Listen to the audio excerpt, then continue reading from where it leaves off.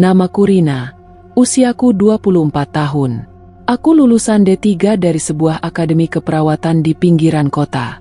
Seharusnya aku sudah bekerja di ruang perawatan, membantu dokter, atau setidaknya menangani pasien dengan sakit ringan di puskesmas.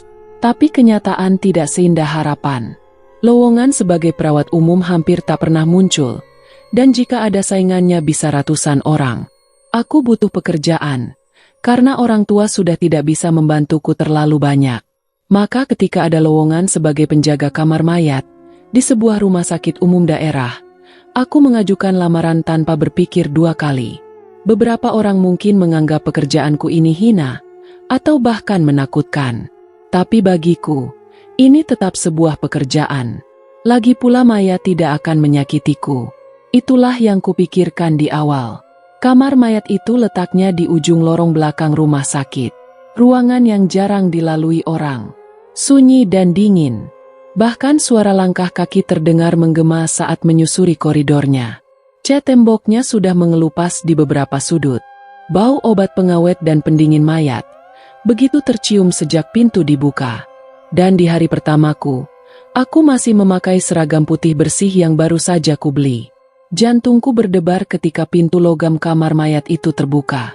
Di dalam kamar mayat terbagi menjadi dua bagian, yaitu ruangan penerimaan dan pendingin. Di sisi kanan, ada deretan lemari pendingin besar, masing-masing bisa menyimpan satu tubuh. Dan di sisi kirinya, ada meja baja untuk proses pembersihan dan perawatan jenazah.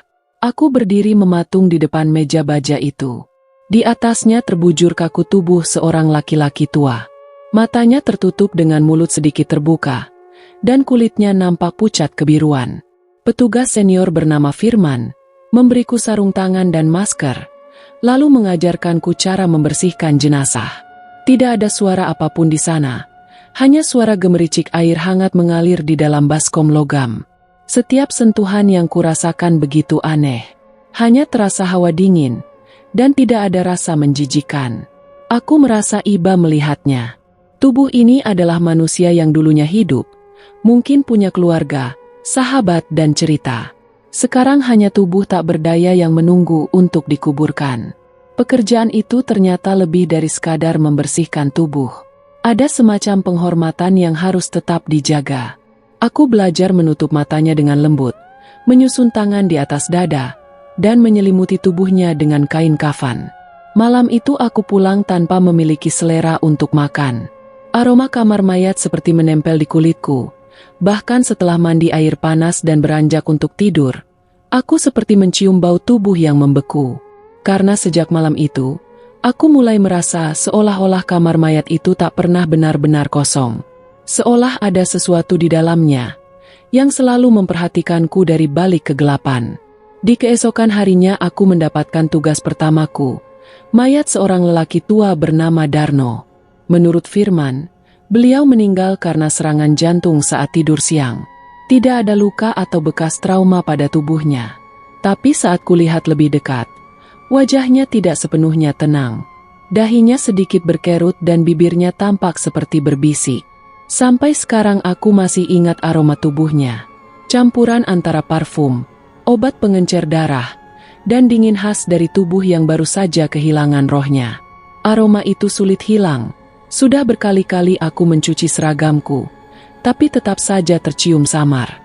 Selama seminggu pertama, aku selalu merasa ada yang mengawasi. Tapi saat menoleh, tidak ada siapapun. Lampu ruang pendingin sering meredup sendiri, lalu kembali terang. Kukira itu hanya masalah instalasi listrik tua. Namun perasaan tidak nyaman itu semakin sering muncul, terutama setiap kali aku mendekati lemari pendingin nomor 7. Di sanalah jenazah Darno disimpan, sebelum diambil keluarganya keesokan hari. Aku pernah berdiri cukup lama di depan lemari itu, memastikan pintunya benar-benar tertutup rapat. Tapi entah kenapa, aku mendengar suara lirih seperti napas panjang, pelan namun dalam. Aku bahkan bisa merasakan hembusannya menyentuh leherku. Di malam hari, aku tidak bisa tidur nyenyak. Setiap menutup mata, wajah Darno seperti muncul dalam mimpiku, membisikkan sesuatu yang tak bisa ku mengerti. Kadang aku terbangun dengan jantung berdebar, dan keringat dingin membasahi punggungku. Firman hanya bilang, "Itu adalah hal wajar. Karena semua orang yang baru pertama kali bekerja di sini, pasti mengalami hal yang sama. Tapi aku tidak yakin, karena ada sesuatu yang berbeda. Bukan hanya rasa takut, tapi seperti ada sisa jiwa yang belum pergi sepenuhnya." Aku tak pernah bercerita kepada siapapun, bahkan ke orang tuaku. Kupikir ini cuma perasaanku sendiri, tapi bayangan itu terus mengikuti, bahkan saat aku berada di luar rumah sakit. Dan sampai hari ini, bau tubuh Darno masih sesekali tercium tanpa sebab. Meski aku berdiri jauh dari kamar mayat, aku mulai terbiasa dengan sepinya malam. Waktu berjalan lambat di kamar mayat, seolah detik ikut menahan napasnya. Tidak banyak yang bisa kulakukan selain membersihkan meja stainless yang dingin, mencatat data masuk dan keluar jenazah, serta mengecek suhu pendingin secara berkala. Kamar mayat begitu berbeda dari bangsal rumah sakit lainnya. Di sini tidak ada tangis keluarga atau langkah cepat dari dokter. Yang ada hanya hening, dan kesunyian yang sesekali diisi suara tetesan air dari pipa bocor, atau suara derit engsel pintu yang terkadang terbuka sendiri. Setiap malam aku mengatur napas lebih tenang. Aku tak ingin rasa takut menguasai pikiranku. Kupelajari setiap sudut ruang ini. Kubiasakan mataku dengan pencahayaan temaram, dan dinginnya udara yang keluar dari mesin pendingin. Hingga suatu malam aku bertemu dengan Hendy. Dia adalah seorang petugas jaga malam. Hendy datang sambil membawa termos kecil berisi kopi dan sepotong roti. Wajahnya nampak ramah, meski sedikit murung. Ia menaruh bekal di atas meja kecil ruang istirahat. Dengan perlahan Hendy berucap, "Jika seandainya terjadi hal mengerikan, aku diminta menekan tombol merah di pojok dekat lemari." Aku mengangguk pelan lalu mengucapkan terima kasih. Dan Hendy tersenyum kecil lalu berbalik meninggalkanku untuk melanjutkan tugas patroli di sekitar koridor belakang. Beberapa hari kemudian, aku kembali bertemu dengan Firman. Ia adalah perawat khusus yang bertugas memindahkan jenazah dari ruang rawat ke kamar mayat. Rambutnya selalu rapi dengan sikapnya yang tenang. Ia banyak membantuku beradaptasi dengan pekerjaan ini. Namun malam ini Firman mengucapkan sesuatu yang membuatku bertanya-tanya. Jika aku sudah terbiasa di sini, maka aku akan sadar bahwa kamar mayat ini tidak pernah benar-benar kosong. Ucapnya pelan, saat kami membersihkan sebuah jenazah laki-laki yang baru datang. Aku pun menoleh, menanyakan maksud perkataan Firman tersebut. Di sini Firman hanya tersenyum kecil. Tapi dari matanya, aku tahu dia tak sedang membuat candaan. Ia melanjutkan pekerjaannya dengan cekatan, seolah kalimat itu tak penting untuk dijelaskan lebih lanjut. Sejak malam itu, aku mulai memperhatikan hal-hal kecil. Suara langkah pelan yang tidak berasal dari siapapun. Bayangan di lantai yang muncul tanpa sumber cahaya. Dan rasa dingin yang kadang terasa lebih menusuk. Padahal suhu ruangan tidak berubah. Semua perkataan Firman benar. Kamar mayat memang tidak pernah benar-benar kosong. Tapi aku belum tahu apa yang sebenarnya mengisi kekosongan itu. Dan sejujurnya, aku tidak yakin ingin mengetahui jawabannya saat itu juga. Malam itu udara lebih dingin dari biasanya. Bahkan jaket tebal yang kupakai tak cukup menahan hawa dingin yang merayap sampai ke tulang. Kala itu jam dinding di ruang istirahat pegawai menunjukkan jam 11 malam lewat 14 menit. Ketika suara ambulan meraung-raung bersahutan di luar gedung rumah sakit, aku berlari keluar dan melihat Firman sudah berdiri di depan lorong menuju ruang pendingin. Wajah Firman nampak kaku dengan tatapan tak percaya. Kecelakaan besar telah terjadi. Bus pelajar dari luar kota terjun ke dasar jurang. 10 jenazah langsung dibawa ke sini, ucap Firman dengan lirih. Hendy muncul dari balik pintu masuk dengan wajah pucat seraya berkata, "Mereka sudah datang. Ambulan pertama turun 5 jenazah dan sisanya akan menyusul." Kami bertiga bergerak cepat, seperti sudah terbiasa menghadapi kejadian mengerikan seperti ini. Tapi malam ini terasa berbeda. Satu persatu jenazah diturunkan dari ambulan. Tubuh para pelajar berseragam sekolah mulai dipindahkan. Beberapa tubuh korban seragamnya masih nampak bersih, dan yang lain penuh dengan darah kering. Dan usia mereka mungkin belum genap 17 tahun. Saat aku membuka kantong jenazah pertama, jantungku langsung berdegup kencang. Wajahnya terlalu tenang, seperti orang tertidur nyenyak, bukan seseorang yang baru saja wafat dalam kecelakaan mengerikan. Bahkan suhu tubuhnya tidak terlalu dingin. Tentu mereka sudah mati, karena tidak ada detak jantung dan napas. Tapi kulit mereka tak seperti mayat biasanya. Tidak terasa kaku dan tidak juga membiru. Melainkan terasa baru, seolah nyawa mereka baru saja ditarik beberapa menit yang lalu. Aku menoleh ke arah Firman yang tengah mencatat identitas korban. Di sini aku coba menanyakan kejadian aneh ini kepadanya. Firman hanya melirik sekilas dan berkata bahwa terkadang tubuh korban memang seperti itu. Dan aku diminta untuk tidak memikirkannya. Dan kembali melakukan tugasku sesuai prosedur. Aku kembali melakukan tugas dan coba mengikuti saran dari Firman. Namun saat membuka kantong jenazah ketiga, aku menemukan seorang gadis dengan seragam yang sudah robek di bagian pundaknya. Wajahnya juga tenang. Terlihat sangat tenang. Bahkan lebih damai dari 2 jenazah sebelumnya. Aku menatap wajahnya lama, dan gadis itu seperti sedang menatap balik dari dalam matanya yang terpejam. Lorong kamar mayat malam itu dipenuhi suara langkah kaki kami, bau formalin yang menyengat, dan desahan angin dari pendingin lemari jenazah. Tapi di antara semua itu, ada rasa lain yang tak bisa dijelaskan, seolah kami sedang tidak sendirian. Seolah 10 jenazah itu belum sepenuhnya pergi dari dunia ini. Setelah semua jenazah dimasukkan ke lemari pendingin dan dicatat, aku kembali ke ruang istirahat. Tanganku gemetar saat menuang air panas ke dalam cangkir. Hendy duduk di pojok ruangan. Matanya menatap kosong ke arah lantai. Lalu Hendy mengatakan sesuatu, bahwa ketika dia menutup kantong mayat nomor 3, jenazah gadis terlihat tersenyum kepadanya. Di sini kami saling berpandangan. Tidak ada yang berani untuk bicara lagi. Tapi dalam hati kami tahu, malam ini baru permulaan dari sesuatu yang lebih mengerikan. Dan aku mulai curiga, jika salah satu dari mereka belum benar-benar mati. Lorong menuju kamar mayat memang selalu sepi, terlebih setelah pukul 2 dini hari. Lampu-lampunya yang temaram menggantung rendah, menyoroti dinding kusam yang mulai mengelupas. Aku sudah mulai terbiasa dengan semua itu.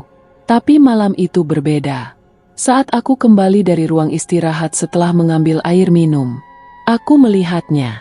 Seorang gadis berdiri di ujung lorong, mengenakan seragam sekolah lengkap, dengan rok abu-abu dan kemeja putih yang lusuh. Rambutnya tergerai panjang dengan wajah tertunduk.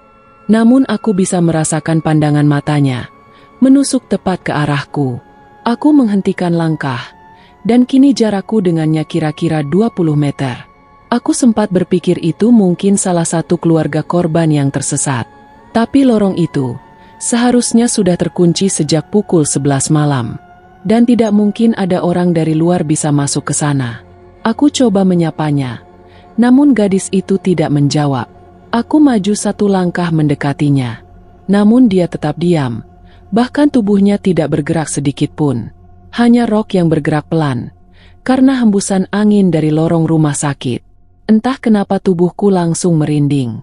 Tenggorokanku tercekik dan jantungku berdebar tak karuan. Aku mundur perlahan, lalu berbalik dan berjalan cepat kembali ke kamar pendingin. Sesampainya di sana, aku langsung menutup pintu dan menyandarkan tubuh ke tembok. Keringat dingin mulai membasahi leher dan punggungku. Firman yang sedang mencatat sesuatu di buku, langsung melirik sekilas. "Kamu kenapa, Rina? Mukamu pucat sekali." Tanya Firman penasaran. Di sini aku coba menjelaskan bahwa tadi aku melihat gadis berseragam sekolah berdiri sendirian di ujung lorong. Firman hanya diam. Lalu ia menutup bukunya perlahan. Lalu ia mengambil napas panjang dan mengatakan, "Akhirnya kamu melihatnya juga." Aku menatapnya tak mengerti dan bertanya maksud perkataan Firman barusan. Sudah beberapa malam ini dia muncul, tapi cuma berdiri di sana. Kadang di dekat ruang cuci, lalu berpindah ke arah lorong. Sosok gadis itu tidak bergerak dan bicara. Ucap Firman menjelaskan, Tubuhku gemetar hebat mendengarnya. Dan mengapa Firman baru menceritakan hal ini kepadaku? Aku pikir kamu belum siap, jawab Firman dengan tenang.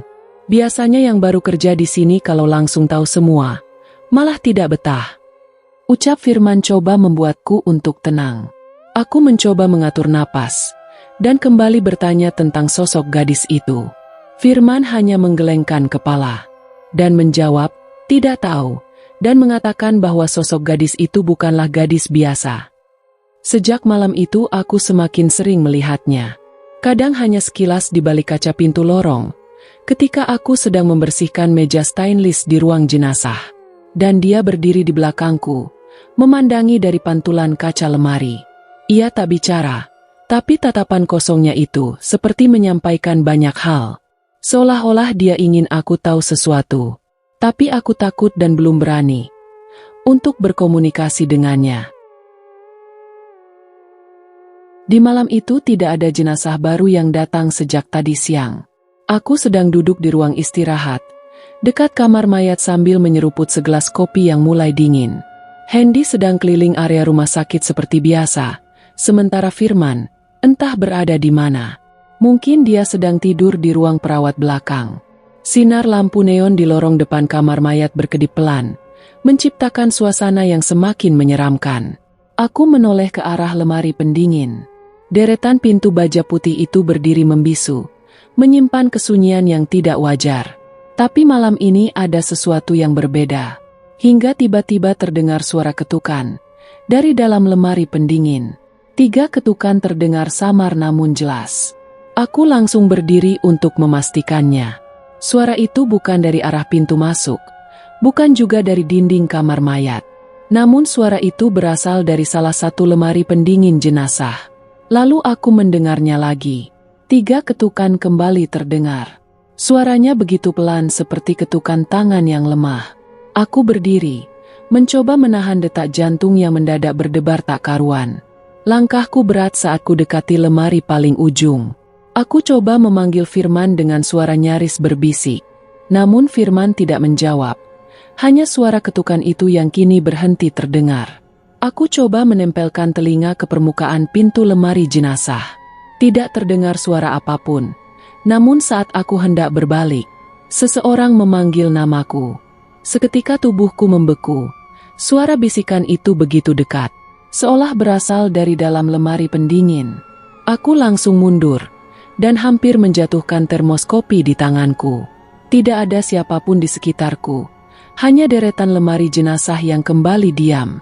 Tapi aku sedang tidak berhalusinasi. Suara itu nyata, seseorang atau sesuatu memanggil namaku. Beberapa menit kemudian, Firman datang sambil menahan rasa kantuk. Aku menatapnya dengan tatapan bingung bercampur takut, dan mencoba menanyakan suara ketukan itu kepada Firman. Firman berhenti menguap.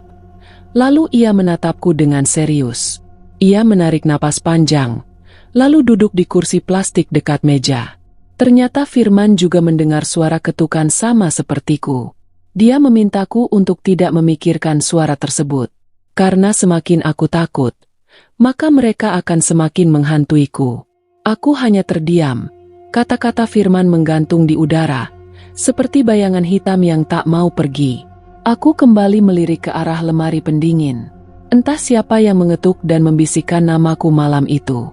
Tapi aku yakin, kondisi di kamar mayat kini berubah menjadi mencekam. Sudah lewat tengah malam, ketika aku mendengar suara ketukan itu untuk pertama kalinya. Suara ketukan itu begitu pelan namun teratur, seperti seseorang mengetuk dari dalam lemari pendingin. Awalnya kupikir itu hanya ilusi, atau gema dari langkahku yang terpantul di dinding besi ruang pendingin. Tapi ketika suara itu terdengar lagi beberapa menit kemudian, kali ini lebih jelas dan lebih dekat, aku langsung menghentikan pekerjaanku. Aku berdiri diam di tengah ruangan, dan coba menajamkan pendengaran. Suara itu berasal dari lemari nomor 4. Laci yang malam itu menyimpan tubuh gadis berseragam SMA. Gadis yang sama seperti yang kulihat di ujung lorong. Kakiku terasa berat untuk melangkah, tapi rasa penasaran jauh lebih kuat. Aku coba mendekat perlahan. Namun lemari itu kini tak lagi bergerak dan tak lagi bersuara. Aku berdiri di depan lemari nomor 4, dengan tanganku menggantung di sisinya. Terasa begitu sunyi. Lalu, terdengar suara ketukan begitu keras. Aku terkejut karena ketukannya begitu tiba-tiba dan keras. Ketukannya hanya sekali seperti sebuah peringatan. Aku coba memanggil nama Firman, berharap dia masih di ruang istirahat. Kupalingkan wajah melirik ke arah pintu, namun tak ada siapapun. Suara dari televisi tua di ruang istirahat juga tidak terdengar. Kini aku sendirian. Ketika aku ingin berbalik meninggalkan laci itu, suara baru muncul, dan lebih menyeramkan daripada sebelumnya. Bisikan itu datang dari arah lemari pendingin. Suara perempuan terdengar lirih serak, seolah terdengar langsung ke dalam telingaku. Seperti ada seseorang berdiri di belakangku, dan membisikkan namaku dari dekat. Jantungku nyaris copot. Kupaksa tubuhku berbalik, menghadap ke lemari nomor 4. Aku tahu aku harus pergi, tapi kakiku tak bisa bergerak. Bibirku bergetar ketika suara itu muncul lagi. Suara meminta tolong terdengar olehku. Aku coba menahan napas, dan berharap itu hanya ilusi, karena aku terlalu lelah dan ketakutan. Aku mundur perlahan, lalu berlari keluar kamar mayat, dan kupanggil nama Firman sekuat tenaga. Firman yang terkejut, akhirnya keluar dari ruang istirahat sambil mengucek mata. Dia lantas menanyakan apa yang terjadi kepadaku. Aku coba mendekati Firman dan menjelaskan kejadian tadi kepadanya. Firman menatapku, lalu berjalan cepat ke ruang pendingin, dan aku mengikutinya dari belakang. Kini kami berdiri bersama, di depan lemari nomor 4. Dia mendekat lalu menempelkan telinganya ke permukaan logam. Hanya ada keheningan dan tak ada suara apapun. Laci ini memang paling sering diketuk, ucap Firman sambil tersenyum. Aku menatapnya tak percaya. Jadi Firman selama ini tahu. Kejadian mengerikan ini telah terjadi beberapa malam terakhir. Tapi biasanya cuma suara ketukan. Tidak pernah ada suara bisikan apapun. Aku menelan ludah, dan menjelaskan bahwa bisikan tadi menyebut namaku. Firman menatapku lama lalu berucap, "Kalau sudah begini, sepertinya dia mau kamu mengetahui sesuatu." Aku hanya bisa menunduk dengan dada terasa berat. Di balik logam dingin itu, mungkin ada jiwa yang belum tenang, atau ada kebenaran yang belum terungkap. Dan aku merasa, aku tidak punya pilihan selain mendengarkannya. Malam itu aku tertidur di ruang istirahat pegawai. Tubuhku lelah, pikiranku penuh dengan suara ketukan dan bisikan yang belum bisa kupahami. Televisi tua yang biasa menyala kini mati, menciptakan kesunyian. Lampu hanya satu yang menyala redup di sudut ruangan. Aku bermimpi. Di dalam mimpiku, aku berdiri di lorong rumah sakit. Tapi semuanya terlihat berbeda. Menjadi lebih gelap, lebih sepi, dan seluruh dindingnya seakan diselimuti kabut tipis. Lantai lengket seperti dilumuri darah yang mengering. Dari kejauhan sosok itu muncul. Seorang gadis dengan seragam putih abu-abu berdiri membelakangiku. Rambutnya panjang dan menutupi sebagian punggungnya. Aku tahu itu dia, gadis yang sama yang kulihat di lorong waktu itu. Langkahku maju perlahan mendekatinya. Aku coba bertanya tentang siapa dirinya, dan apa maksud dari semua hal mengerikan ini. Dia pun menoleh dengan wajahnya yang pucat, dan bola matanya seakan melayang. Tapi dari sorotnya, ada luka dan permohonan meminta bantuan kepadaku. "Tolong aku." Suaranya bergetar. Aku hendak mendekat, namun tiba-tiba tubuhnya berubah. Separuh wajahnya mengelupas, memunculkan kulit hitam membiru seperti tubuh yang lama terendam. Matanya membelalak, dan dari mulutnya mengalir darah kental yang menetes ke lantai. Aku ingin menjerit tapi tak bisa. Dia mengulurkan tangannya padaku. Tangannya begitu dingin, dan ketika dia menyentuh lengan kiriku, terasa seperti terbakar menimbulkan rasa perih. Aku terbangun dengan napas terengah. Keringat dingin membasahi tubuh dan dahiku. Kupandangi lengan kiriku, dan di sana, tepat di tempat yang disentuh gadis itu dalam mimpi, ada goresan panjang. Lukanya tipis tapi dalam membentuk garis merah. Aku membeku sadar bahwa itu bukan mimpi biasa. Dengan tangan gemetar, Aku menuju ruang pendingin. Dan aku harus melihatnya. Harus tahu apakah ini kebetulan atau sesuatu yang lebih mengerikan. Kubuka laci nomor 4. Dan tubuh bernama Indah terbaring tenang. Tapi ketika kulihat bagian lengan kirinya, tepat di posisi yang sama, ada goresan luka yang sama persis. Panjang segaris. Seperti baru saja dibuat. Langkahku mundur dengan cepat. Tubuhku langsung terasa lemas. Tak bisa kupungkiri lagi. Ada hubungan antara aku dan dia. Dia tidak hanya ingin dilihat, tapi ingin didengar. Dan sekarang dia menyentuhku secara nyata. Sejak malam itu pikiranku tak tenang. Luka di lenganku masih menganga tipis. Seolah menjadi pengingat bahwa mimpi itu bukan sekadar bunga tidur. Ada sesuatu yang belum selesai. Dan aku merasa semua ini bermula dari gadis bernama Indah. Aku memutuskan untuk mencari tahu lebih jauh. Di pagi harinya, begitu giliran jaga malamku selesai, aku tidak langsung pulang seperti biasanya. Sebaliknya aku menuju ruang administrasi pasien, tempat seluruh data jenazah yang masuk rumah sakit disimpan.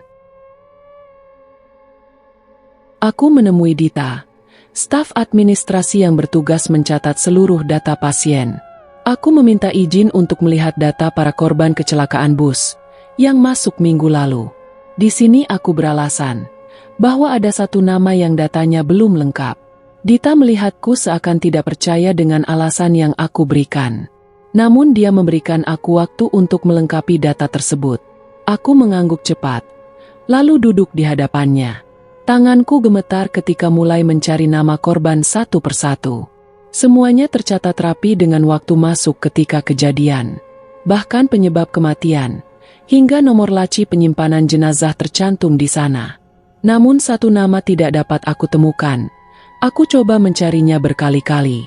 Nama Indah tidak tercantum dimanapun. Padahal aku tahu betul, jasadnya ada di lemari nomor 4. Aku yang mengangkatnya. Aku juga yang membersihkannya. Bahkan, aku yang melihat wajahnya langsung. Aku kembali menatap wajah Dita, dan bertanya tentang korban wanita memakai seragam SMA. Tubuhnya kecil dan jenazahnya disimpan di laci nomor 4. Dita menatapku bingung, dan menjelaskan bahwa itu adalah mayat tanpa identitas. Polisi hanya mengirimkan foto dan ciri-ciri fisik. Mayat itu tidak memiliki nama, dan belum ada keluarga yang mengakui. Darahku seperti berhenti mengalir sejenak, dan aku kembali bertanya kepada Dita, apakah Dita tidak mengetahui bahwa jenazah itu bernama Indah? Dita terlihat kebingungan mendengarkanku. Dia kembali menjelaskan bahwa pihak polisi tidak mengetahui namanya. Lalu bagaimana aku bisa tahu bahwa mayat itu bernama Indah? Aku berdiri dari kursi dengan langkah limbung dan nafas yang sesak. Namanya tidak pernah terdaftar. Lalu siapa yang membisikkan nama itu di mimpiku? Malamnya saat aku kembali berjaga di kamar mayat, suasana jauh lebih sunyi dari biasanya. Firman sedang tertidur di kursi, sementara Hendy tak terlihat. Hanya lampu neon berwarna dingin yang menemani. Dan ketika aku kembali membuka laci nomor 4, jasad gadis itu masih ada. Wajahnya seolah lebih pucat dari sebelumnya. Tapi sekarang, ada senyum samar di ujung bibirnya. Seakan dia tahu, aku mulai mengerti dengan kondisinya. Dan saat aku hendak menutup laci itu, dari balik lorong gelap terdengar suara langkah kaki pelan. Langkah kaki kecil, seperti milik seorang gadis remaja. Aku menoleh dan melihat Indah berdiri di sana.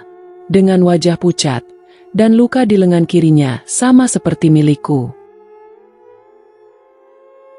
Malam itu aku duduk dengan gelisah di ruang istirahat, menatap gelas kopi yang sudah dingin. Pikiranku terus dihantui wajah Indah, sosok yang namanya tak ada dalam data rumah sakit, tapi nyata menampakkan diri, baik di dalam mimpiku maupun di lorong kamar mayat.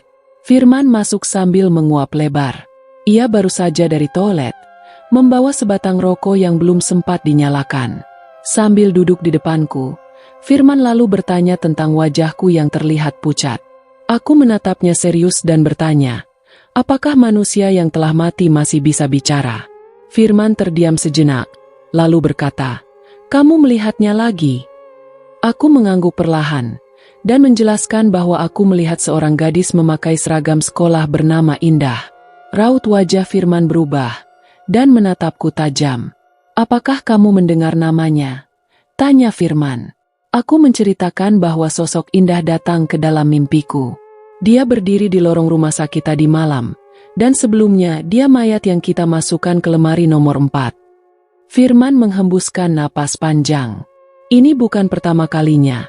Kamar mayat kita dihuni oleh arwah yang tidak tenang," ucap Firman. Firman lantas mulai bercerita.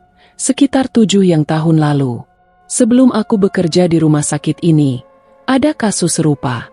Seorang pria tua meninggal mendadak di rumah sakit. Tidak ada keluarga yang menjemput jenazahnya. Tapi setiap malam, lemari pendingin tempat tubuhnya disimpan selalu terbuka sendiri.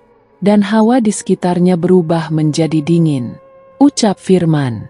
Waktu itu Firman sempat meminta bantuan seorang kiai untuk melakukan pembacaan doa dan ruqyah ringan. Dan gangguan itu perlahan menghilang. Tapi Firman belum pernah mendengar cerita tentang arwah yang seseram ini. Tak lama setelah itu, Hendy masuk membawa termos air dan beberapa bungkus mie instan. Tapi setelah melihat wajah kami, ia langsung mengerutkan dahi. Aku menatapnya tajam, dan kembali menanyakan hal yang sama kepadanya. Hendy menelan ludah, dan tangan yang membawa termos mulai sedikit gemetar. Aku dan Firman serempak menatapnya. Hendy ternyata mengalami gangguan yang sama, sekitar 2 malam yang lalu. Hendy melihat sosok Indah, dan menyangka bahwa Indah adalah perawat magang yang sedang tersesat. Namun ketika Hendy coba menghampirinya, sosok itu hilang begitu saja. Hening menyelimuti setiap sudut ruangan. Suara jam dinding terdengar nyaring menandakan pukul 2 pagi. Tak ada lagi tawa atau obrolan ringan, hanya rasa takut yang merayap masuk ke dalam tulang. Di sini Firman memberikan masukan untuk mencari tahu lebih jauh sosok Indah. Karena menurut Firman, sosok Indah bukanlah arwah biasa.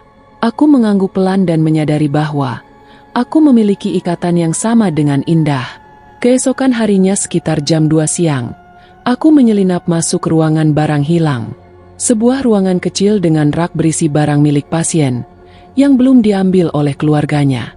Di antara puluhan tas dan kantong plastik berlabel, aku menemukan satu tas kain lusuh berwarna biru tua.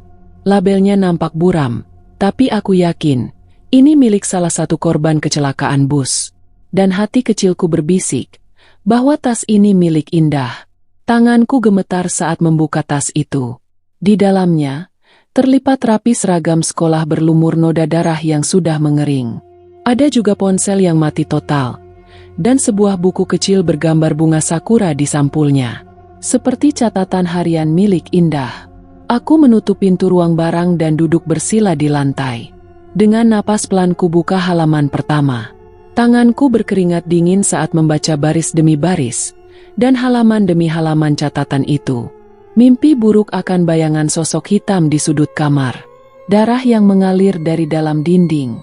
Semua terasa seperti catatan orang yang perlahan kehilangan akal, tapi terlalu nyata untuk disebut gila. Sampai akhirnya, aku tiba di halaman terakhir. Di sini tulisan tangan Indah mulai berantakan. Di halaman terakhir itu Indah menyadari bahwa kedua orang tuanya berniat menjadikannya tumbal pesugihan.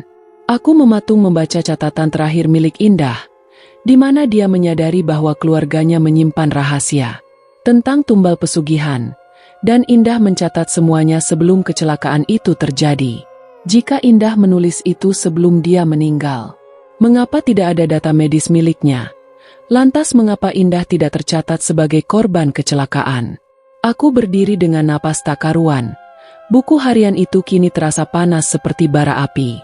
Seandainya dugaanku benar, jika keluarga Indah mengikuti ritual pesugihan, mereka pasti punya cara untuk menyempurnakan tumbal tanpa mencolok, tanpa adanya catatan, hingga menghilangkan jejak.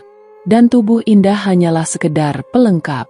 Lalu untuk pertama kalinya, aku mendengar bisikan yang sangat dekat, tepat di telingaku. Bisikan itu memintaku agar tidak percaya pada siapapun. Dengan cepat aku menoleh, namun tidak ada siapapun di sana. Yang ada hanya tumpukan tas dan udara yang terasa lebih berat dari sebelumnya. Sejak membaca catatan harian milik Indah, Aku merasa ada yang berubah di sekelilingku. Suasana kamar mayat semakin sunyi namun menekan. Setiap malam aku sering terbangun dengan pakaian yang kotor dan kaki berlumpur. Anehnya aku tidak pernah merasa keluar ruangan. Seingatku aku hanya tertidur di ruang istirahat. Hingga suatu pagi, Hendy menatapku dengan raut wajah yang cemas. Ia mengatakan bahwa semalam aku berdiri cukup lama di depan lemari pendingin dan berbicara sendiri. Aku menatapnya heran dan bertanya, dengan siapa malam itu aku berbicara? Dengan wajah serius Hendy menjawab pelan, bahwa aku mau semua ritual pesugihan ini selesai, agar semuanya dapat ikut mati. Aku hanya diam. Kalimat itu bahkan tidak pernah terlintas dalam pikiranku. Dan aku benar-benar tidak dapat mengingatnya. Di malam harinya, aku kembali berdiri di depan lemari tempat jenazah Indah disimpan. Tanganku terulur pelan, seolah ada yang membimbing gerakanku. Dan saat itulah Firman datang. Ia lantas memanggil namaku dengan nada tegas. Aku menoleh lalu menjawab, bahwa aku hanya ingin memastikan jenazah Indah masih ada di sana. Firman segera menarik lenganku menjauh dari lemari. Wajahnya tampak cemas dan sedikit marah. Ia berkata bahwa aku tidak seharusnya membuka laci itu. Firman menatapku dalam, lalu menjelaskan bahwa ketika tumbal sudah disempurnakan, maka tidak ada yang bisa menolongnya lagi. Arwah yang ditumbalkan akan terikat, dan jika seseorang mencoba mendekat, maka arwah itu akan menariknya masuk ke dalam siklus yang sama. Firman berkata bahwa dalam praktik pesugihan tertentu, keluarga bisa saja menumbalkan anaknya sendiri. Tapi prosesnya tidak langsung begitu saja. Biasanya korban dirasuki, lalu setelah mati jiwanya tidak bisa pergi dengan tenang. Jika arwah itu mulai memiliki dendam, ia akan gentayangan. Dan jika tumbalnya belum sempurna, maka ia akan terus mencari pengganti, seseorang yang bisa melengkapi ritual itu, entah karena simpati atau kedekatan. Mendengar penjelasan itu, tubuhku tiba-tiba terasa lemas. Aku lalu bertanya, apakah sekarang aku dipersiapkan sebagai tumbal penggantinya? Firman menjawab pertanyaanku dengan berat. Menurutnya aku sudah terlalu dekat, dan sekarang Indah menginginkan jiwaku. Belum sempat aku bicara, semua lampu tiba-tiba padam. Kamar mayat langsung berubah menjadi gelap gulita. Yang terdengar hanya suara mesin dari pendingin ruangan. Lalu suara langkah kaki bergema dari lorong rumah sakit. Langkahnya begitu perlahan namun berat, seperti seseorang menyeret tubuh yang basah. Firman berdiri di depanku, menghalangi tubuhku agar tidak melangkah. Tapi aku dapat melihat dengan jelas. Sosok Indah mulai muncul dari balik kegelapan. Namun wujudnya tidak lagi seperti sebelumnya. Kali ini wajahnya penuh luka membusuk. Matanya hitam seperti lubang tanpa dasar. Seragam sekolahnya robek, berlumuran darah kering, dan kulitnya tampak mengelupas seperti daun tua. Ia berdiri tepat di depanku, lalu tanpa membuka mulutnya, suaranya terdengar langsung di dalam pikiranku. Ia berkata bahwa aku telah membaca catatannya. Aku mengangguk perlahan, dengan jantungku berdetak sangat cepat. Ia berkata lagi, kamu tahu aku ditumbalkan. Aku ingin menjawab, dan mengatakan bahwa aku ingin membantunya. Tapi lidahku terasa keras dan tenggorokanku mulai kaku. Ia menatapku lama, lalu suaranya kembali terdengar, tapi kamu datang terlambat, tumbalnya sudah lengkap. Sekarang tinggal satu, agar aku bisa pergi. Tiba-tiba tangannya yang dingin menggenggam leherku. Sentuhannya seperti salju yang membakar. Tubuhku kaku tidak bisa bergerak dan nafasku sesak. Aku masih sempat mendengar Firman di belakangku. Ia membacakan doa dengan terburu-buru. Suaranya bergetar dan lampu ruangan berkedip tak karuan. Indah lalu berteriak dengan kencang, hingga suaranya menggema di seluruh ruangan. Dan suara terakhir yang kudengar darinya sebelum pingsan adalah, kamu harus gantikan aku. Semuanya kemudian gelap. Lalu aku terbangun di ruang istirahat dengan kepala yang berat. Di sampingku Hendy duduk dengan wajah yang khawatir. Firman berdiri di dekat pintu, menatap kamar mayat yang terkunci rapat dari dalam. Firman berkata pelan, bahwa sosok Indah belum benar-benar pergi. Dan aku sadar, ini belum berakhir. Setelah malam itu, setelah tubuhku hampir diambil Indah, aku tahu bahwa ini bukan lagi sekedar gangguan arwah penasaran. Ini jauh lebih dalam. Indah bukan hanya ingin didengar. Dia menginginkan tumbal dan aku yang harus menuntaskannya. Aku sempat berkata pada Firman dan Hendy bahwa aku ingin mendatangkan seseorang yang mengerti. Seorang tokoh agama yang bisa membantu melepas ikatan Indah dari dunia ini. Firman semula tampak ragu, tapi akhirnya setuju, walau dengan peringatan. Kalau tumbalnya sudah sempurna, bahkan doa pun tak cukup kuat untuk menembusnya. Hari itu aku mencari seorang kiai yang dikenal sering menangani gangguan gaib. Saat kutemui beliau di masjid kecil tak jauh dari rumah sakit, aku mencoba menjelaskan semuanya dengan jujur, tentang kamar mayat, tentang Indah, tentang catatan hariannya, dan tentang semua teror yang terjadi. Wajah kiai itu tidak berubah, melainkan tetap tenang, tapi matanya menunjukkan kehati-hatian. Ia berkata padaku, kalau memang betul dia korban pesugihan, maka kita tidak hanya melawan arwah. Kita sedang menyentuh perjanjian lama yang belum selesai. Aku hanya mengangguk, tidak berani untuk menjawab, tapi aku tetap memohon bantuannya. Malam itu dia datang ke kamar mayat. Ia membawa air doa dan seikat daun bidara. Hendy menemani di lorong rumah sakit, sedangkan Firman memilih berjaga di luar pintu. Aku berdiri di dekat pintu lemari pendingin tempat jenazah Indah disimpan. Sementara kiai mulai membacakan ayat-ayat suci. Baru beberapa menit berlalu, udara di dalam ruangan berubah drastis. Lampu mulai mati, lemari pendingin bergetar pelan, dan terdengar suara tangisan, atau mungkin jeritan entah berasal dari mana. Kiai terus melantunkan doa, tapi tiba-tiba suara itu berubah menjadi amarah. Seperti ada yang berteriak dalam bahasa yang tidak kupahami. Lalu dari balik lemari terdengar dentuman keras, seolah seseorang menghantam pintu dari dalam dengan kekuatan penuh. Kiai lalu menghentikan bacaannya. Ia lantas menoleh ke arahku. Ia berkata dengan nada berat, seraya meminta maaf, jika arwah ini tidak bisa pergi karena ikatannya terlalu dalam. Aku bertanya dengan suara gemetar, apa maksud dari ucapannya? Beliau menjawab, dia sudah dipersembahkan sepenuhnya. Daya hidupnya di dunia ini bukan lagi miliknya sendiri. Bahkan kalau kita paksa, kita hanya akan menyakiti arwahnya lebih dalam. Aku terduduk lemas di lantai. Rasanya seperti gagal, seperti kehilangan kesempatan terakhir. Kiai hanya menatapku dengan iba.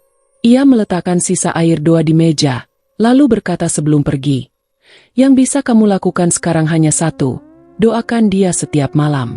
Kadang bukan pembebasan yang bisa menyelamatkan arwah, tapi keikhlasan. Sejak malam itu aku mulai menerima kenyataan bahwa Indah tidak bisa diselamatkan seperti yang kubayangkan. Ia tetap datang, tidak setiap malam, tapi cukup sering untuk membuatku tak bisa benar-benar tidur nyenyak. Terkadang aku melihatnya berdiri di sudut ruangan, menatapku dengan mata yang kosong. Saat lampu padam aku mendengar suara napasnya, dekat sekali dengan telingaku. Tapi ia tidak lagi menyentuhku dengan rasa amarah. Seolah ia tahu, aku masih berusaha menolongnya, walau tidak bisa. Dan aku pun tahu, kini tugasku adalah menunggu. Menunggu sampai waktunya tiba, saat ia benar-benar bisa pergi dengan damai. Sejak malam ketika kiai itu berkata bahwa Indah tidak bisa diselamatkan, hatiku seolah terbagi dua. Separuh merasa gagal, separuhnya lagi masih ingin berjuang, meski dengan cara yang lebih sunyi. Aku mulai membiasakan diri berdoa setiap malam, tepat di depan pintu lemari pendingin tempat jasad Indah disimpan. Aku tidak lagi membaca doa dengan suara lantang, seperti yang dilakukan kiai itu dulu.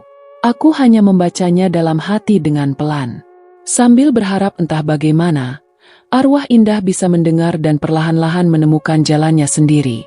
Hingga suatu malam, Hendy melihatku sedang duduk bersila di lantai lorong, dekat pintu logam yang dingin itu.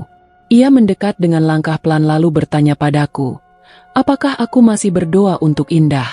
Aku mengangguk dan menjawab bahwa aku hanya ingin memberikan sedikit ketenangan untuk arwahnya. Aku juga mengatakan bahwa aku merasa bersalah karena tidak bisa berbuat lebih. Hendy hanya diam beberapa saat, lalu berkata bahwa ia akan ikut membacakan doa, setidaknya untuk malam ini. Ia duduk di sebelahku, bersandar pada dinding, dan mulai membaca ayat-ayat pendek dengan suara lirih. Di sela-sela bacaannya, ia sempat berucap padaku, "Kita mungkin tidak bisa mengusirnya, tapi kalau dia tahu masih ada yang peduli, mungkin dia tidak akan menyakiti siapapun lagi." Sejak malam itu, kami berdua membuat semacam kebiasaan di setiap malam Jumat, selepas dinas. Kami akan duduk berdua di lorong itu, tidak banyak bicara dan hanya berdoa. Kadang aku merasa indah hadir di sekitar kami. Udara jadi lebih dingin, dan aroma anyir kadang muncul tiba-tiba. Tapi tidak ada lagi jeritan, tidak ada lagi bayangan yang melompat di sudut mata. Yang tersisa hanyalah rasa sepi, dan tatapan tak terlihat dari balik pintu logam, yang tidak pernah benar-benar tertutup dari pikiranku. Firman sendiri sudah jarang membahas soal Indah. Ia tampaknya memilih diam, mungkin sebagai bentuk perlindungan diri. Tapi aku tahu, ia juga tidak benar-benar melupakannya. Sesekali saat melewati ruangan pendingin itu, aku melihatnya menunduk pelan, seperti membacakan sesuatu dalam hati. Waktu berjalan lambat di kamar mayat, tapi kami semua belajar berdamai dengannya. Tidak ada yang benar-benar selesai, tapi tidak semua juga harus diselesaikan dengan paksa. Terkadang cukup dengan kehadiran dan doa yang tulus. Aku masih berharap, meskipun tidak lagi menuntut. Suatu hari nanti, mungkin Indah akan benar-benar pergi, meninggalkan ruang ini dengan tenang. Tapi untuk saat ini, aku akan tetap duduk di sini, menunggu dalam diam, sambil terus membisikkan harapan kecil dalam tiap bait doa yang kupanjatkan. Waktu berlalu seperti rembesan air di lantai kamar mayat, begitu pelan, dan tak terdengar. 5 tahun sudah aku bekerja di tempat ini. 5 tahun bersama dinginnya logam, sunyinya malam, dan tatapan kosong dari tubuh yang tak lagi bernyawa. Banyak yang bertanya, mengapa aku masih bertahan di sini? Tak sedikit yang menganggap pekerjaanku menyeramkan, bahkan tak manusiawi. Tapi entah mengapa aku justru merasa tempat ini telah menjadi bagian dari diriku. Seperti kamar gelap yang tak pernah benar-benar kosong, aku pun tak pernah merasa sendiri di sini. Indah sudah tidak muncul lagi, setidaknya tidak dalam wujud menyeramkan seperti dulu. Tidak ada lagi ketukan di lemari pendingin, tidak ada lagi bisikan lirih di lorong rumah sakit. Tapi aku tahu dia belum benar-benar pergi. Kadang ketika aku membuka pintu pendingin paling ujung, udara dingin yang menyambutku terasa berbeda, seolah ada sepasang mata yang diam-diam memperhatikanku dari dalam sana. Pernah suatu malam ketika sedang sendiri dan hendak mencatat data jenazah baru, aku melihat bayangan lewat di kaca ruang otopsi. Bukan bayangan tubuh petugas medis atau dokter jaga.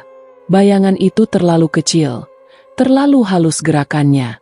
Sekilas seperti sosok gadis berseragam sekolah. Tapi ketika aku menoleh tak ada siapapun di sana. Hendy kini sudah pindah tugas ke bagian depan rumah sakit. Katanya ia tidak ingin terlalu dekat dengan kamar mayat. Firman tetap di sini dengan wajah semakin tua, dan rambut putih mulai menyelip di antara rambut hitamnya. Ia tidak banyak berubah, masih dengan langkah pelan dan suara yang selalu datar. Tapi kini ia lebih jarang bicara tentang yang tak terlihat. Mungkin karena ia tahu, kami tidak benar-benar butuh penjelasan, kami hanya butuh bertahan. Aku sendiri akan tetap duduk di sini hampir setiap malam. Masih dengan buku catatan di tangan, masih dengan lampu redup di sudut kamar mayat. Terkadang aku membuka lemari pendingin satu persatu, memeriksa suhu dan posisi tubuh yang dibaringkan di sana. Dan tiap kali aku membuka pintu terakhir, pintu tempat tubuh Indah dulu disimpan, jantungku berdegup sedikit lebih cepat. Bukan karena takut, tapi karena aku tahu bahwa aku tidak sendiri.